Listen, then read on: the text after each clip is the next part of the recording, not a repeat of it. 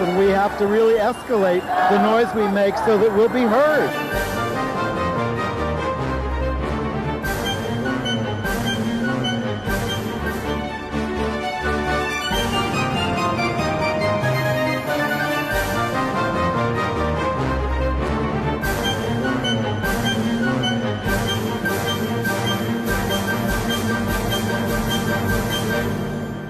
Welcome to Gay USA. I'm Andy Humm, and I'm back. You're back, Andy. I'm Merryn Johns, and I'm so happy to be here with Andy today. Merryn, you've done such a terrific job while I'm away, and I'm glad to have you here with me. Anything happen while I was away? Just a few things. Well, let's give our viewers the headlines. Of course, you all saw the vote for the U.S. House Speaker was completely chaotic. But now the farthest right wing is in charge, and they don't like us. And meanwhile, out Republican George Santos, my favorite person, he'll be whatever you want him to be. He takes his seat in Congress and does something incredible. He flashes the white supremacy sign, or is it the Illuminati sign? We don't know. Don't know. A male conservative leader in this country, top one, was accused of groping a male campaign aide. And there won't be any groping in a certain Florida high school as a student performance of lesbian-themed drama Indecent by Paula Vogel has been yanked. That's terrible. Pulitzer Prize-winning playwright. And then actor, playwright, and gay activist Emmett Foster, a dear, beloved member of the gay and theater communities, has died at the age of 75 in New York. Hopping over to Kenya, we have a fashion designer, influencer, and activist, Edwin Chiloba, 25 years of age, has been found murdered and dumped by the side of the road. Just gruesome. So we're going to talk about what does it mean. You talked about, Pope Benedict dying last week. What does it mean for Pope Francis to be free of Pope Benedict? And in streaming land, the young star of TV's Stranger Things comes out. Yeah. And I'm going to review Non-Binary, Emma Corrin, in a London stage adaptation of Virginia Woolf's Gender-Bending Orlando. And you've got, Merryn, a documentary to talk about. Yes, I'm going to do a review of All the Beauty and the Bloodshed. Let's start in the House of Representatives. I certainly saw the news on it. I didn't watch most of the proceedings. What were your impressions watching all that? Oh, it's a shit show. But it was a little bit of Schadenfreude. We saw the Republicans in complete disarray, but the other shoe has now dropped, and we do have Kevin McCarthy there. So what does it mean for us, Andy? Well, we've got the real leader of the House now is Matt Gaetz. Put a picture up. There he is with Kevin McCarthy. But Matt Gaetz is in charge, his wing of the party. And it's, even within a very conservative caucus, this is the farthest right. I mean, he only voted present, which allowed McCarthy to get elected without the 218 votes because he didn't vote for anybody else. But, McCarthy is going to have to live with a straitjacket conducted by the rules that we are working on now, Matt Gaetz said. He said this. We're straitjacketing him. He's going to do what we say. I'm so disappointed that a handful of Republican moderates, of course, there's no sense going through this, but, didn't come forward and work with the Democrats and say, put a moderate Republican in. We'll have sanity in terms of the way the House is controlled. But no. And then when we're taping yesterday, they passed their rules package. So meanwhile, what happened to Matt Gaetz' sex trafficking case? Yeah. The man should be behind bars. Honestly. But let's just take stock of where we are. It's easy. Yes, Republican popularity has gone down because of this, and the Democrats are in charge of the Senate. Not in charge, not with the filibuster, but they have a majority. Biden is a Democratic president. But the crazies will hold. This is what they can do. They hold up all the budget bills, including the raising of the debt ceiling, until they make the other side do what they want on anything. And they're going to say, if you don't pass this, if you don't do this, we're not raising the debt ceiling. If you don't raise the debt ceiling, the United States defaults. You can have a worldwide depression as a result. It's quite the threat. We've gotten past it. Yeah. Yeah. And in addition to that, we can have these pundits are predicting a complete bottleneck of any rights that our community want tabled and moved along. They'll just be put in a holding pattern for discussion, but they won't go anywhere. Right. And one of their targets, they've openly said it, is to cut Social Security and Medicare, two of the most popular programs in United States history. And, they say things like, we're going to go after the military budget to get rid of woke programs, anything that deals with diversity. But the military is the most diverse workforce in the United States, not the most liberal, and they do have diversity programs, to help all these young men and women coming in, and transgender people coming into the military, to deal with all the diversity that they have to deal with. Well, the Republicans want to stop. Right, but we can expect them to rush along a proposed bill such as the Women's Bill of Rights, which would be a resolution that specifically protects cisgender females from any transgender females who want to access single-sex spaces. So you can expect a bill like that to progress. Well, those kind of bills, again, I think they will not be passed by the Senate or signed by the president. But again, if they put them into the budget negotiations, right, that's when you can lose on them. So it's bad. And then there's your friend George Santos. It was kind of the George Santos show for the last couple of weeks, wasn't it? I tell you what, I mean, he's really missed his calling. He should have been an actor. That's what I think. Well, all politicians are. So they've always said politics is show business for ugly people. That's an old expression. Or yeah, Washington is Hollywood for ugly people. That's how I heard that one. But what do you think? So he was photographed as he cast his vote for McCarthy. He was photographed gesturing the yes vote with his right hand, making a symbol with his left hand. The internet is kind of divided on whether or not this is truly a self-consciously timed white power symbol. Well, what do you think? I think he's out of his mind. But the question is, what are they going to do with him? He was very happy this week when the Republicans passed the rules package and they gutted the ethics committee to make it harder to do investigations. He finally gave a quote to the press and he said, "That's fantastic." Now, and look who he's hanging out with, yucking it up with Marjorie Taylor Greene, likely the most extreme member of Congress next to Matt Gaetz. He's being investigated by the Federal Elections Commission. They've flagged issues with contributions to his campaign, exceeding federal limits. He also had his aide pretending to be the chief of staff to Kevin McCarthy to raise money. I mean, this stuff, it never ends. And a former Pentagon official said that Santos might pose an espionage threat to the United States, given how much access members of Congress have to classified material and how he wants to monetize everything. Of course. Look, I think he'd be anybody's for $20. That's what I think. Well, he's hired a MAGA fixer named Vish Burra, who was an aide who was tied to Steve Bannon to burnish his image. Of course, Steve Bannon was busy trying to overthrow the government of Brazil this week. So just, wow, America. Only in America. All right. Some other Congress news. Hey, this is a very small note.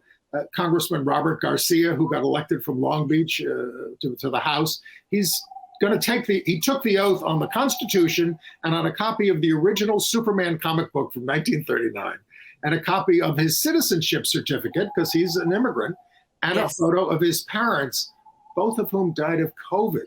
Yes. Most are sworn in by Bibles, but no, you don't have to be sworn in on any object, actually. But he's not being disingenuous, is he? These are things that really do matter to him. He tweeted that these are the things that he sort of holds dear. So, yes. Right. Okay. And then in New York, our mayor is very upset with the out-governor of Colorado, Jared Polis, for sending migrant transports to New York City. He says it's unacceptable, but Polis, and that Polis didn't notify him, but Polis says the migrants asked to be sent to New York. They wanted to go to New York. So, right. But now they're in homeless shelters. So that's right. We don't have room for them in the new facilities for the immigrants, and they're having to go to homeless shelters. Maybe you don't want to come here because a lot of our own homeless people don't like going to the shelters. Yeah, that's exactly right. In West Virginia, a federal judge ruled that the ban on trans athletes in female sports is constitutional. That's a loss for the ACLU. And of course, many states that didn't finish targeting trans healthcare and trans sports last year are working on it this year. By the way, the Des Moines Catholic Archdiocese banned the use of preferred pronouns. Oh, really? Now, the Bible says in Christ, there is neither male nor female. Did you remember that one? That is true. It's been a long time since I read the Bible, but that's in there. It surely is. Trenton, New Jersey elected their newest member of the city council is trans and Republican. And she won by 1 vote. Jennifer Williams, the mayor there in Trenton, is an out gay man. Reed Gusciora, now in his 2nd term. Okay, tell us about Matt Schlapp. I know you like saying his name. Matt Schlapp. It's such an unfortunate name if you want to inappropriately touch somebody. This is a conservative leader who has been accused of fondling a male campaign staffer in Georgia, of all places. He's one of the nation's most prominent conservative leaders. He's one of the top allies of former President Donald Trump. And here he was putting his hands between the legs of a young male aide who has not been identified yet because he fears for his future within the GOP. Who could blame him? He reached in between my legs and fondled me, the former Walker staffer told NBC News in a telephone interview. To my shame, I didn't say anything to stop him, he said. So here we go again, the double standard, which we are very well acquainted with, Andy, aren't we? Yes. I mean, can this be true of the man who co-wrote the book, The Desecrators, Defeating the Cancel Culture Mob and Reclaiming One Nation Under God? He's married to a woman. He's got 5 kids who he calls his angels. But he's, the guy who he went after says, I feel so dirty. I'm supposed to pick this MFer up in the morning and just pretend nothing happened. He really went on about it. It's shades of Brendan Fraser. And I tell you, we don't talk about male sexual assault enough, really, until recently. These guys only really recognize that they've been assaulted after the fact, and it's something that's not talked about, and it's being discredited. Well, Schlapp is the head of the American Conservative Union, but he actually did welcome the log cabin Republicans to their conventions over the objections of a lot of people. But he also had a parade of anti-LGBTQ speakers at the convention, including Hungary's fascist leader, Viktor Orban, who spoke anti-gay stuff at the convention. And he's always been there for sexual abusers like Donald Trump and Matt Gaetz. Of course. Yes. All right. And then we have another ancient, I don't call it ancient, but very, very old sexual harassment story. On the set of Romeo and Juliet, 1968. Yes. Yeah. I mean, I wasn't sure if we were going to do this now or in entertainment, but it kind of is one of those weird crossover stories. Franco Zeffirelli was the director of that film, and that film did get Oscars, I believe. And the 2 young stars, Leonard Whiting and Olivia Hussey, were in their teens, 15 and 16 years of age, respectively. And they're now in their 70s, and they are suing to say that they were misled by Paramount Studios. There they are with Franco Zeffirelli back in 1968. Yes. Now, they're not suing the Zeffirelli estate. That director has passed on, and his adoptive son is in charge of the estate. They're suing Paramount, saying that they were misled and they were told by the director they would not have to pose naked or show any parts of their bodies, that they'd be wearing body stockings. And he was able to convince them, for the integrity of the film, apparently, to get them to film a scene in which I think his buttocks and her breasts are exposed. And this is very complicated. These kids were kids underage. Now, it was it was the late 60s. I'm sure that was the climate of the time. But retroactively now, they are deciding to sue for damages, $500 million to be precise. They're suing Paramount in this country. That's why we're doing it under American news. Yes. Now, but as recently as 2018, Olivia Hussey defended the scene as integral to the film. And I remember how much discussion about that there was. I believe I went to a Catholic boys' high school. I believe they showed us that Romeo and Juliet film, though. I certainly remember it from the time, and that is when I was in high school.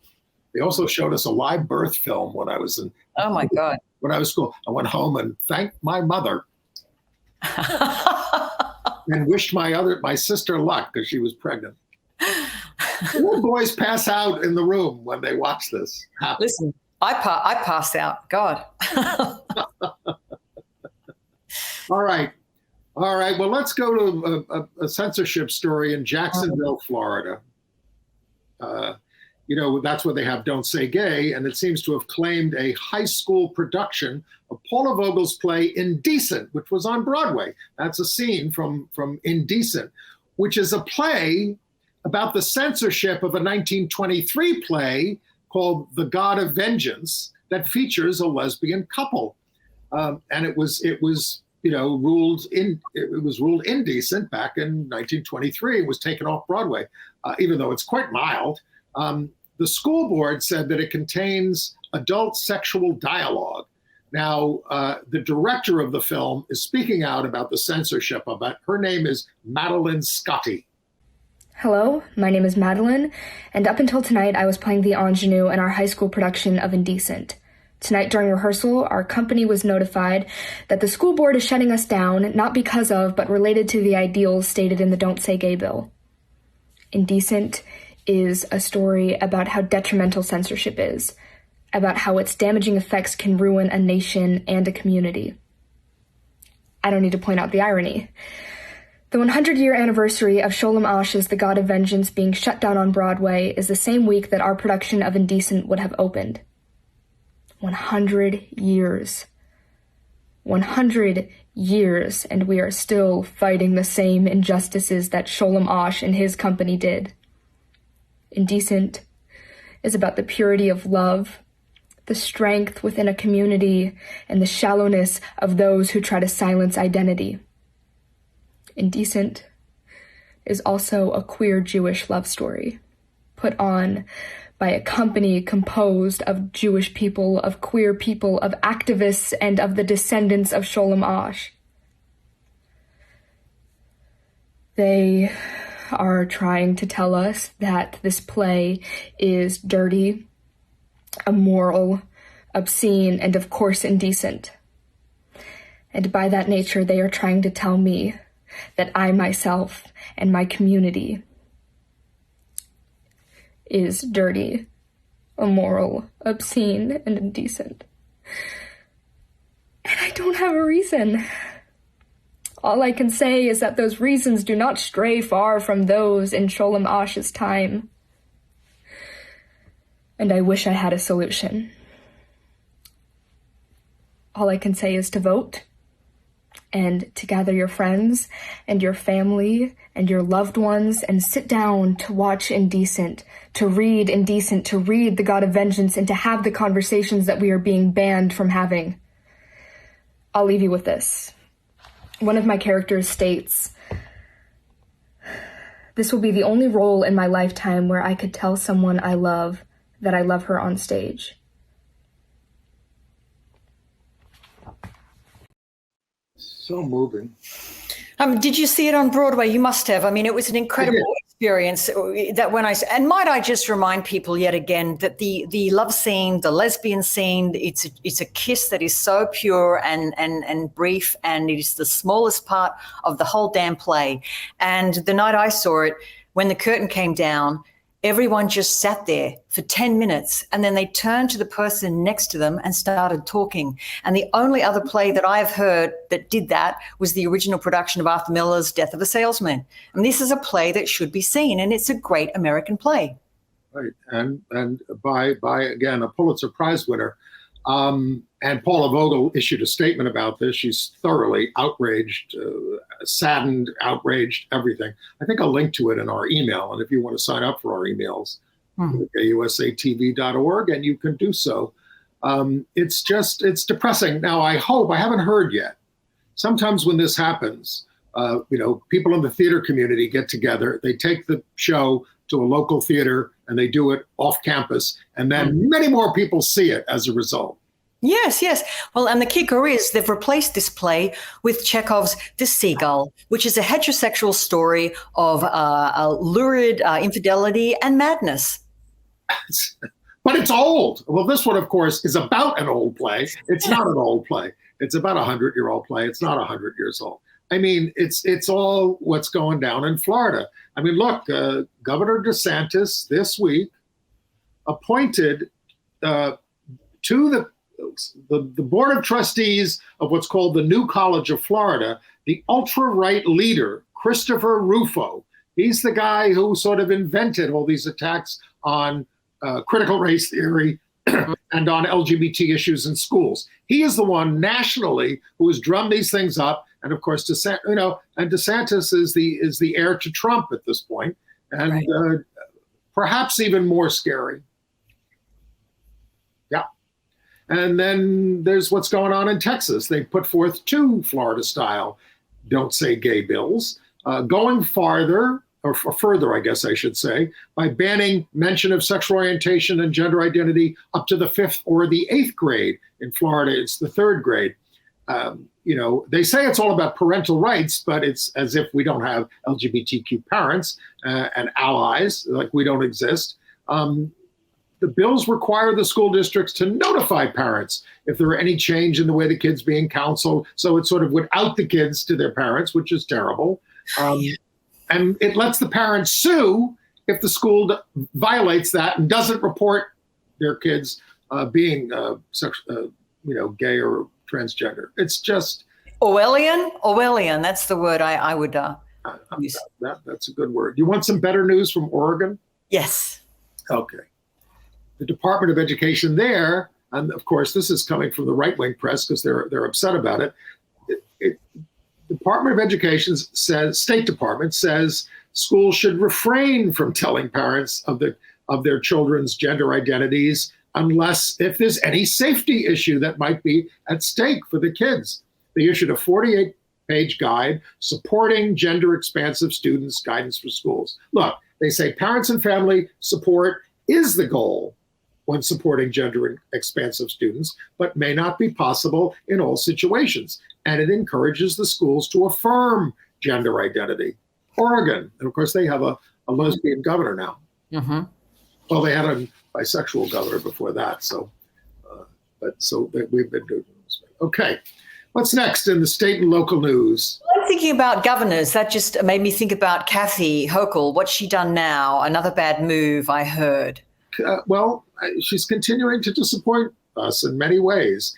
She's still standing by her center-right nominee for chief judge of the state, despite strong progressive opposition. But she also just vetoed a bill that would have required the New York courts, when you assign somebody who's a defendant, who's a drug addict, to a treatment program, all the bill says was you've got to offer them a non-religious alternative. You got to let them know they have a non-religious alternative, because a lot of these programs are just based on religion, and that's not going to be good for a lot of people. And she said, it's not needed. They can already ask for it if they want it, but they don't necessarily know. They're drug addicts, they're in court. All it says was they would have to be informed. So it's very, very disappointing. Many defendants in these cases do not know their rights, and we're just trying to give them information. Because these programs are often anti-gay, anti-LGBTQ as well. It's so messed up. It's like, how can we have religious exemption laws when we also ourselves can't choose to be exempt from religious influence? It's really insane. You can choose. You just have to know your own rights and demand them. Well, that shouldn't be on us. It should be on the courts to do that. Right. All right. And then in Brooklyn, you remember that surrogate judge we talked about months ago, Harriet Thompson, who was suspended in 2021 for saying being gay is an abomination, in addition to making racist remarks. Well, rather than face a disciplinary hearing, she's been suspended. She's going to step down, not be a judge anymore, and not admit that she did anything wrong. Yeah. Brooklyn. But better news from Arizona? Yes. Arizona Governor Katie Hobbs has extended protections to LGBTQ state employees and contractors. It's an executive order that she signed. You signed her on the first day. On her very first day, it's a good indicator, isn't it, to direct the state's Department of Administration to update their protocols for hiring, promotion, and compensation so that all state agencies prohibit discrimination. I think Arizona for the win, and it's really good news for that state. And she included a lot of other categories that are not covered by the federal government, including some I hadn't even heard of. Well, marital status I'd heard of, but also culture. You can't be discriminated in the basis of culture, social origin, or political affiliation, which very few districts cover. So that's so good for her. By the way, you've heard me say bad things about Ed Koch, the mayor of New York, who struggled with over AIDS and a lot of other things.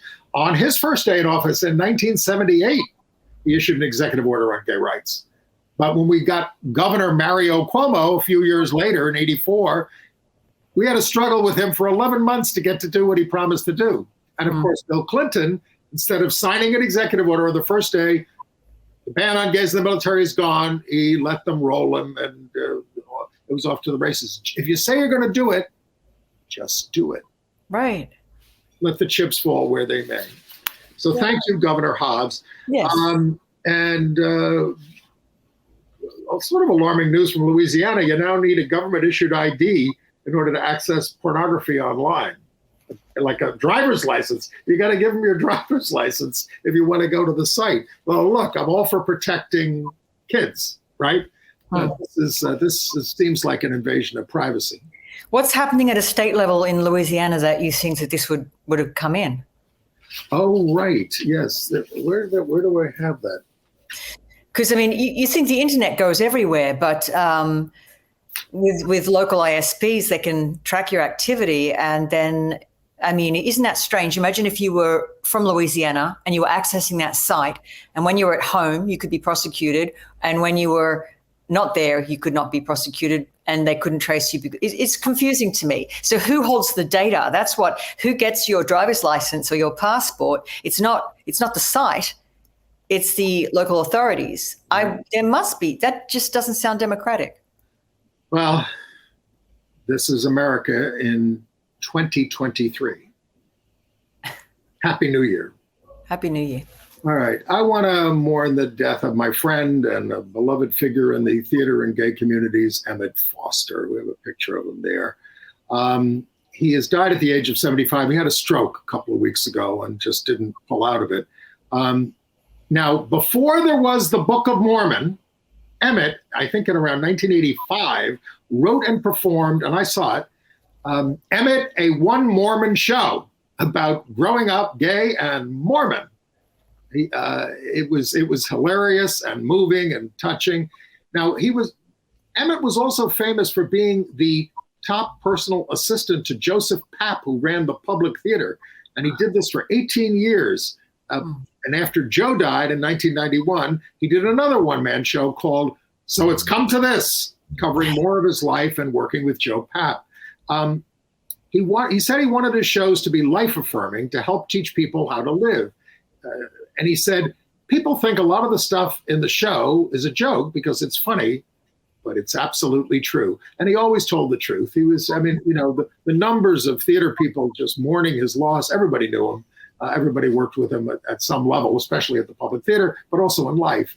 It was just tremendous. So he will be much, much missed. I had no idea he was 75. He was so youthful. Wow. But what a lovely, rich life he must have led, being part of such a wonderful New York institution as the Public Theater. Well, he said, he started out in that job. And of course, being a personal assistant, especially with Joe Papp, who was a rough guy, can be kind of rough. But he said, there were so many father figures there. He said, look, I had a mother who had, I think, 8 husbands over the years. Wow. And my father was kind of absent. So when I had all these father figures, I kind of, latched onto that. And, I sort of liked being in the environment. He said, I liked getting up every day knowing I was going to help somebody and it was going to happen.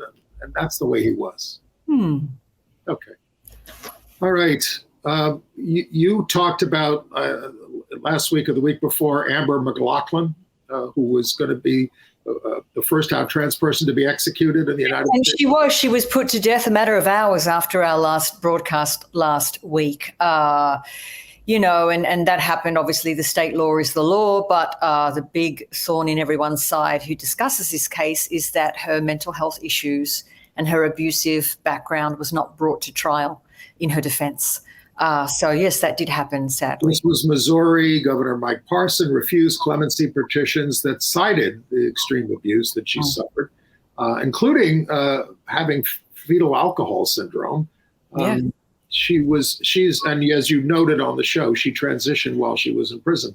And then these anti-trans murders continue into 2023. The first one we have is from Washington, D.C. Jasmine Starr Mack, 36 years old, stabbed to death. Her body found Saturday, January 7th in the Ivy City neighborhood of Washington. Jasmine was misgendered in the initial reports, including by the Washington Post. A longtime trans activist, Earlene Budd, confirmed Jasmine's true identity. And again, this is the first such murder and likely not the last. And thank you. The source for that is Sue Kerr at Pittsburgh Lesbian, who routinely does update these horrific transgender deaths. Thanks, Sue, for all the work you do. And we do have to worry about all this legislation that's coming down the pike. Be aware of it coming up in your state legislatures and see what you can do. Check out, go to your local state group and find out what's going on there. So many of our viewers are very engaged in their local communities and in their state movements, and that's how we can stop these things. And if you raise enough fuss about it, you can stop it. Like in Ohio, we talked about it last year. Where people testified against these things, prominent people, and it made a difference. It sort of made the bills less bad, because people got engaged. Don't think you can't do something about it, because you can. Yeah, so here are the states. There's Kansas, Kentucky, Missouri, Montana, New Hampshire, Oklahoma, South Carolina, Tennessee, Texas, Utah, and Virginia. All of them have seen about 24 anti-trans bills designed to restrict transgender healthcare access. I mean, this isn't just the sports issue, which is bad enough. This is access to trans healthcare. Look, these right-wing groups share their legislation across the country.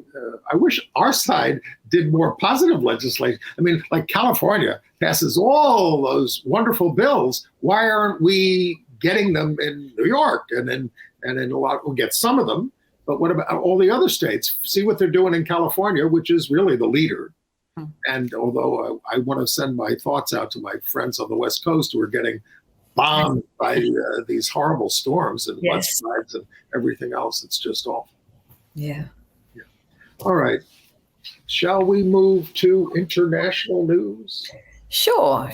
While on the topic of transgender, did you want to start with the Pope, or did you want to start with the explosion of gender identity questioning? I think we should start with Kenya, the terrible news out of Kenya. Okay. If we can, because that's kind of on our order of pictures. Yes. We learned that, LGBTQ activist, this is Edwin Chiloba, 25 years old, found dead, mutilated, eyes gouged out, really strangled, last Wednesday in the town of Eldoret, by the roadside, stuffed in a metal trunk. Now, it did spark national outrage, and so the police have made 4 arrests so far, including, and we don't know what this means, a 25-year-old photographer who was a friend of his. So we don't know what all the circumstances were here. The motive is unknown. He was a fashion model and a designer. The Kenyan Human Rights Commission said that the human rights of LGBTQ plus persons are being violated every day in Kenya, with little consequence for the perpetrators. In this, and this is a predominantly Christian country, Kenya. The Kenyan LGBTQ Feminist Forum said that Chiloba used fashion to deconstruct gender and advocate for the marginalized. So a really gruesome crime. We don't know all the details. It's not the first such murder in Kenya, of course. That's right. I mean, the local authorities, some people, local sources are saying it was a love triangle gone wrong on New Year's Day. And other people are saying it's just the endemic anti-LGBTQ sentiment, which is on the rise in Kenya and East African nations. I think some nonprofit estimated recently that about 50% of LGBTQ Kenyans have been assaulted in some way or other. Just awful. Hey, well, how about Brazil? They finally elect a government that's pro-LGBTQ with Lula, who's back as the president, and they have a January 6th style insurrection. Yes. From the fascists, again, egged on in the United States by Steve Bannon, the Trump ally. And, you don't hear Trump criticizing this. Actually, Bolsonaro's now in a hospital in Orlando and is saying, oh, no violence, even though he's the one who is behind it all. And they're trying to decide whether to extradite him. Hundreds, but the difference between the January 6th insurrection and this is they arrested hundreds of people right on the spot. They hardly arrested anybody that day at the Capitol. All of them had to be, identified through cameras and all that other kind of stuff. So, at least Lula, the president, is going to try to hold on to the office that he was elected to, but it's very, very scary. Okay. In Poland, I just read this story. The Black Eyed Peas performed on Polish TV on New Year's Eve, right? Yeah. I think we mentioned it. Did we mention it last week? I think did it last week. Okay. They didn't boycott it like Mel C boycotted it, but they decided to issue a statement and perform. So, yeah. I have to listen to Gay USA more carefully. I appreciate all of you who watch. But I think this is a follow-up to what's going on in Israel. We told you that you talked about the new speaker of the Knesset, Yes. who's a conservative out gay man, Amir Ohana. But this week, I don't think you have this, an influential Haredi rabbi, right? Yeah. At an Orthodox seminary, told the students that Ohana is infected with disease. Oh, boy. That his sexual orientation was responsible for the 2021 crowd crush that killed 45 people in Israel. How does he figure that? Ohana has a partner that he's been with for 18 years. They're raising 2 children. He called the rabbi's comments baseless hatred, which is not something that is often heard from U.S. politicians when religious leaders attack us. So I'm glad for that. Like the late unholy father, Pope Benedict, that we'll talk about later, when they pop off. Now, Netanyahu has condemned the rabbi's statement, but his coalition government has empowered some right-wing anti-LGBTQ politicians who believe these things. Yeah. So it's... All right, now you want to talk about the Vatican? Yes, the Vatican. Why not? We're looking at what's happening. I mean, Benedict's been put to rest, his burial, that's a chapter closed. Where does this leave Francis? What do you think, Andy? What's happening? Well, the first speculation is that Francis is now more free to bring the church's teaching on sexuality into the 20th century. Not hope for the 21st. It's a little too much to ask. Well, look, I mean, the Catholic Church issued an encyclical under Pope Paul VI in the 60s, Humanae Vitae, even though a panel had recommended that they go along with artificial birth control. He said no. And that really set the church back quite a bit, I believe.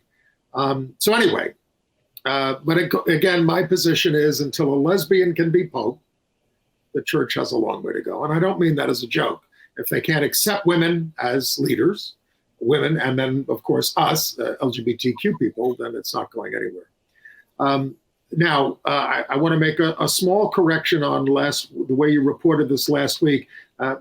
You put up a picture of me saying, honk if the Pope should resign. That was not when the Pope Benedict visited. That was right after it was exposed that he, as Archbishop of Munich, had covered up clergy abuse in Munich. And everybody knew about this. And this was on Easter Sunday. We went to St. Patrick's Cathedral and held up these signs like this. We had about 20 people protesting across the street. And of course, Cardinal Dolan was leading the procession into the cathedral, because it was Easter Sunday. So they all saw our signs, and there was this cacophony of cab drivers and bus drivers honking their horns because our kids were being threatened, and our kids were being threatened, and he didn't do anything. He covered it up and allowed it to happen. So that was that. So that's the correction on that. At the funeral, we have a picture of that's Archbishop Gonswine, Georg Gonswine, by the way, who was the right hand to Benedict, kissing his coffin. Now, he has written a book. He has always been anti-Francis, and Francis kind of put him out to pasture in 2020, removed him from the center of power at the Vatican. So so this is the other side of this.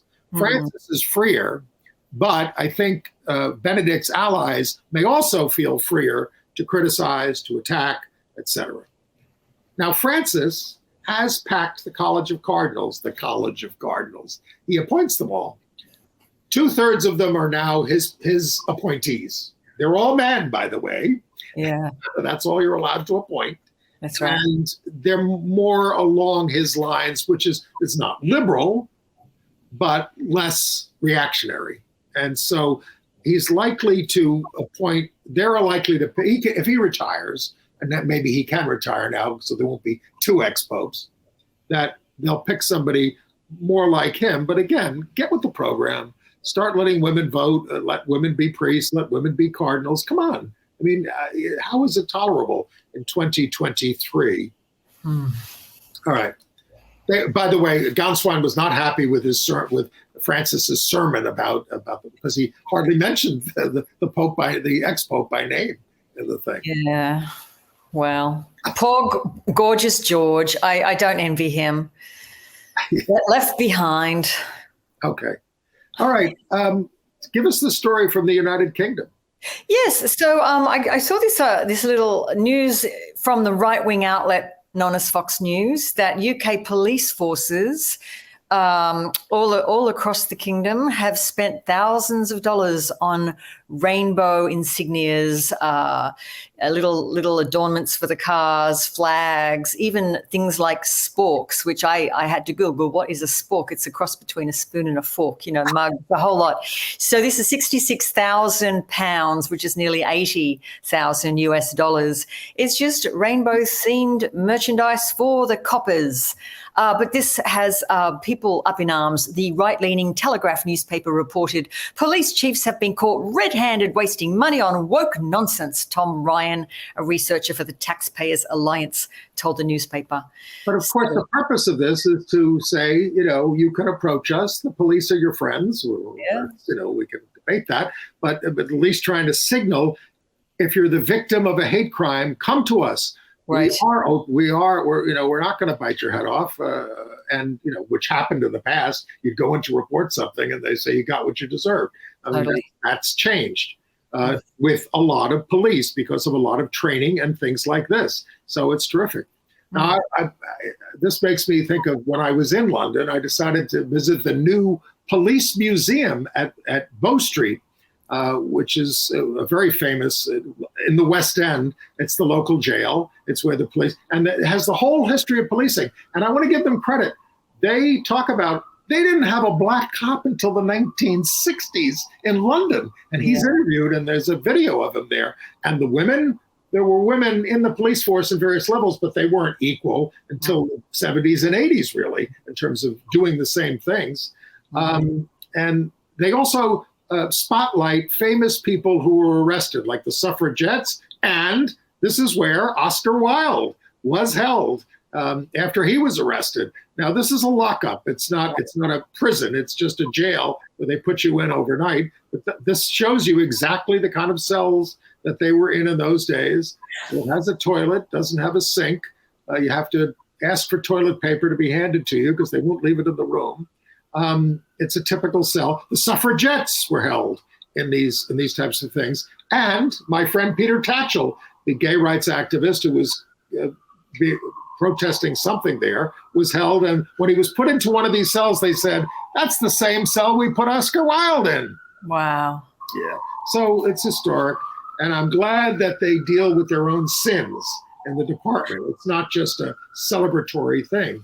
It's instructive. Yes. All right. Then there's this report from the United Kingdom. We just read it. That there's been an explosion in the rise of girls questioning their gender identities. Read this? Yes? Yes. And then there's an earlier article from November.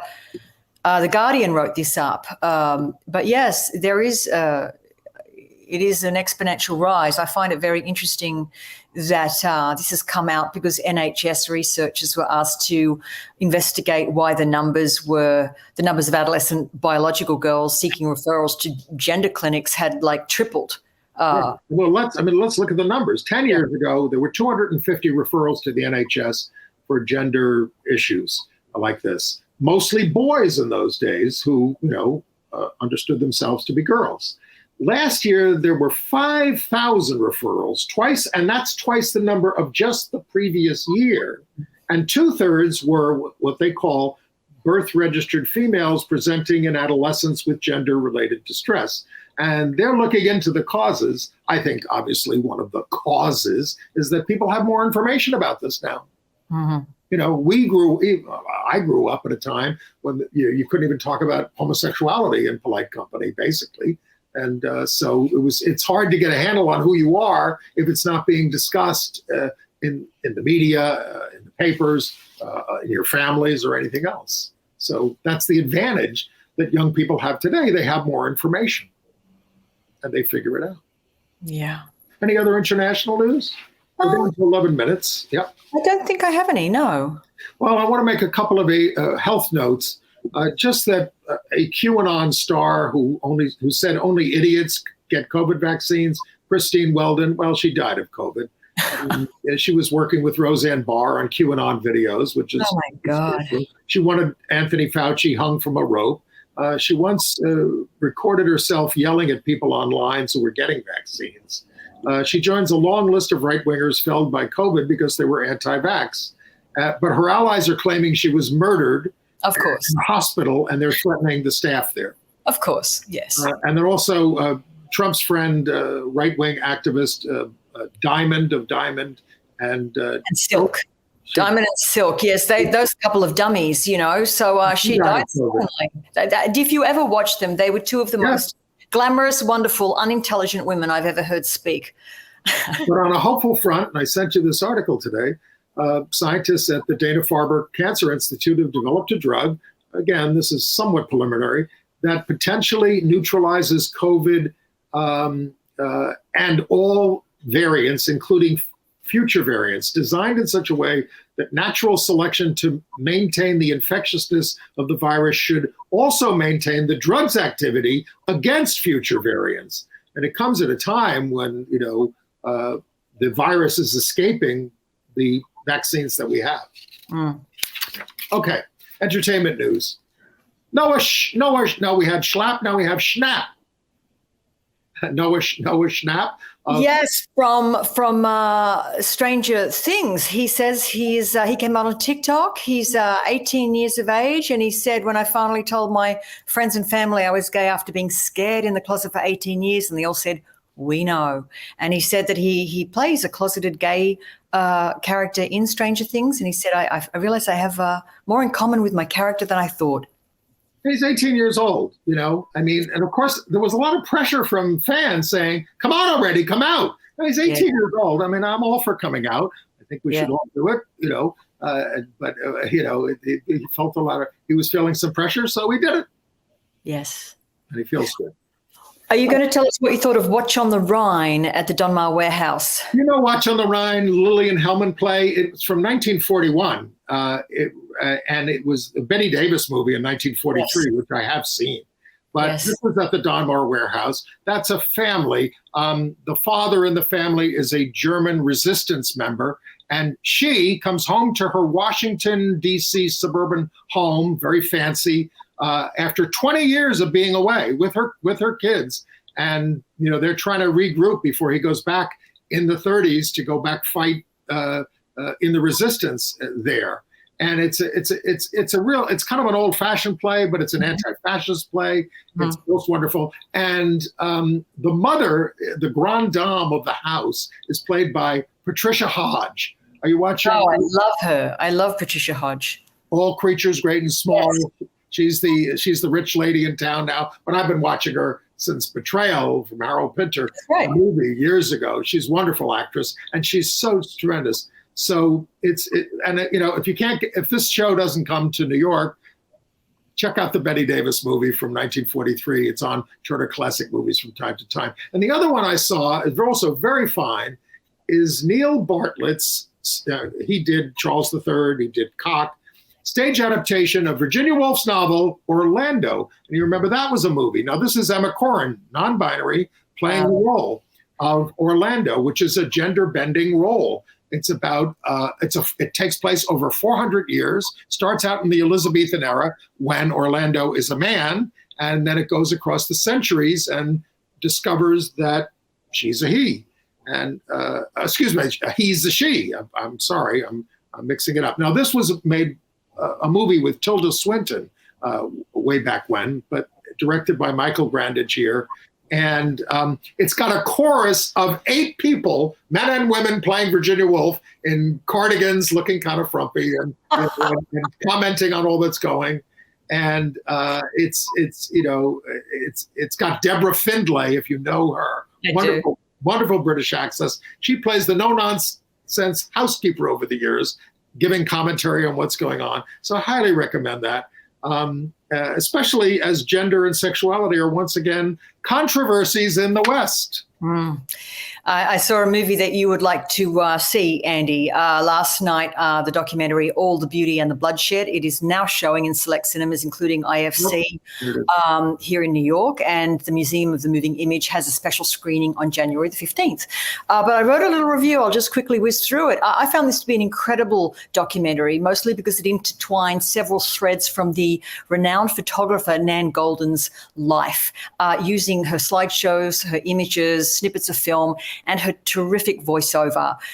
If you know Nan Goldin's work, it's very violent and intimate and fleshy and raw and saturated. And these are real people living through the AIDS epidemic and the downtown art scene in New York City. But this is also counterpointed with her activism against the opioid crisis and how she's gone after the Sackler family to hold them accountable for 500,000 deaths caused by OxyContin overdoses. And there's intercutting between that movement and all of the die-in demonstrations at the Met in the former Sackler wing, which is the Egyptian wing, and counterpointed with ACT UP and the AIDS activism, and then the story of her sister Barbara, who was institutionalized for simply being a healthy bisexual adolescent, and she killed herself eventually. So the theme of suffering and addiction and pain and how you can convert those things into activism and art, to me, it was a fantastic, fantastic message. And please do go and see it, because especially if you did not live through the AIDS crisis and you can't connect the dots to what artist activists did then and what they're doing now, it's very important. Well worth your 2 hours. I definitely want to see this. You know, Ann and I used to work at the Hetrick Martin Institute for Lesbian and Gay Youth in the late 80s and the early 90s. We were educators there. And Nan Goldin was also an educator there. She volunteered to teach photography to the kids at Hetrick Martin. Wow. And of course, you know, you talk about her campaign against the Sackler family, who were behind the opioid crisis, and it was relentless, and it was successful. Yes, they've had their names removed from, I'm pretty sure, obviously, the Guggenheim, the Met, the Louvre was the first to take the name down. It's incredible. They were just throwing millions of dollars at these institutions and cranking out the pills that young people all over the country, 500,000 have overdosed on.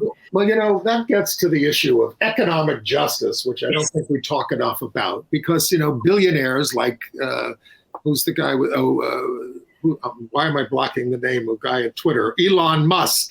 You know, these billionaires, they buy things, they buy the government, they buy all the institutions, and they just, and, you know,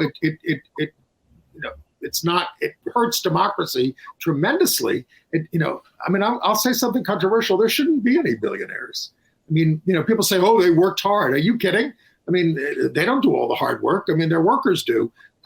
Taxation is no longer fair because if you let people keep all the money at the top, they buy the government. And that's what you're seeing around the world, not just here, but in England. I wasn't going to talk about Harry and Meghan at all, and I really don't want to, but the conservative government over there is thrilled about this. Why? Because it's pushed all their malfeasance off the front pages of the papers. They've got rail strikes over there that they're not dealing with. Yes. They've got nurses strikes over there, and we have one here in New York that they're not dealing with. So politicians kind of love it when sort of a controversy, puts them off the front pages and less attention to what they're doing. Yes. So you're back from London, you're here in the States. Andy, what are you feeling is your mission? Do you feel reinvigorated now? I think we all need to gear up, all of us, and try to figure out what we can do to make a difference in this very troubled times. But I think we're going to accomplish more at our state levels than we are at the federal government. We have to certainly lobby the Congress and try to stop them. But I'm very worried that things are totally out of control there. I think it's going to hurt the Republicans in 2024. Now, the Republicans were supposed to have a good year in 2024. It was going to be easy for them to take back the Senate. I see that Katie Porter, by the way, who is one of our heroes out in California, a member of the House, is going to run for the U.S. Senate now out there. I guess that's for Dianne Feinstein's seat. I can't believe Feinstein is going to try to do it again. Yes. I don't think 2024 is going to be a good year for Republicans at all, actually. Well, the Senate map is not good. I think for the House, you're right. It's going to be, I hope people are going to rebel and say we would like a functioning government. And of course, we're not going to have one for the next couple of years. And that's a long time.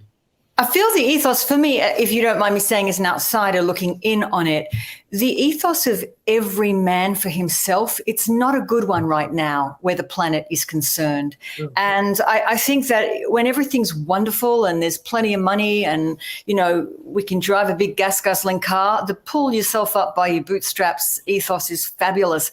But when the planet's dying and the news is worse than ever, I think we need a unifier and we need somebody who can look after the collective a little better. Merryn for president. Merryn, me.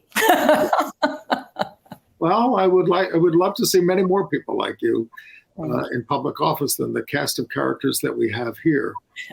Well, it is good to be back. I'm still getting over jet lag and adjusting to all these things. I hope I can stay up and send you all your notes. And again, if you want to receive our emails every week, do go to gayusatv.org. You can also write me. They're putting my email up there. If you have something to say to me, if I've made any mistakes this week, and we appreciate when you make corrections. We're down to our last 20 seconds. Thank you, Merryn. Thank you. And everyone follow me at Queer40 and read what I have to say there. But thanks for watching. Oh, say it again, queer40.com. That's your website. Yeah. And thank you very much, Merryn, for all your service. Thank you.